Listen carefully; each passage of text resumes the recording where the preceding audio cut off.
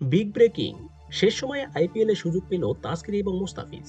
তবে কে কোন দলের হয়ে খেলবেন তারই বিস্তারিত জানতে দর্শক ভিডিওটিতে একটি লাইক দিয়ে চ্যানেলটিকে সাবস্ক্রাইব করুন।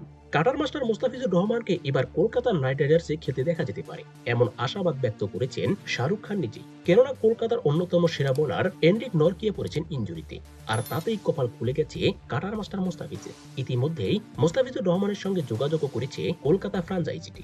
ওদিকে তো গুজরাট টাইটান্সও তাসকিন আহমেদের প্রতি আগ্রহী হয়েছে, কারণ তাদের দলেরও সেরা পেসার লাকি ফার্গুসন করেছেন ইনজুরিতে। আর তারই বিকল্প হিসেবে গুজরাট টাইটান্স চাচ্ছে তাসকিন আহমেদের মতো একজন বোলারকে। তাসকিন এবং মুস্তাফিজের প্রতি আইপিএল এর দলগুলো নজর পড়ার কারণ হচ্ছে, গেল আইপিএল এও দুর্দান্ত পারফরমেন্স করেছেন মুস্তাফিজুর রহমান। অপরদিকে তাসকিন আহমেদের সম্প্রতি বিপিএল এ দুর্দান্ত পারফরমেন্স করে সেরা উইকেট সংগ্রাহক হয়েছিলেন। মূলত তাদের দুজনের এমন পারফরমেন্সেই এবার শেষ মুহূর্তে আইপিএল এর সুযোগ পাচ্ছে তারা। যদি এই গুঞ্জন সত্যি হয় তবে প্রথমবারের মতো কলকাতা নাইট রাইডার্সে দেখা যাবে মুস্তাফিজুর রহমান। অপরদিকে তাসকিন আহমেদকেও দেখা যেতে পারে গুজরাট টাইটান্সে। এখন বাংলাদেশের ক্রিকেট প্রেমীরা আশা করতেই পারে যেন আইপিএল এই দুই পেসার নিজেদের প্রতিভা তুলে ধরতে পারে। তো দর্শক, হঠাৎ তাসকিন এবং মুস্তাফিজের আইপিএল এর সুযোগ পাওয়ার ব্যাপারে আপনি কতটা খুশি হয়েছেন তা অবশ্যই কমেন্ট করে জানাবেন ভিডিওর কমেন্ট বক্সে। ধন্যবাদ।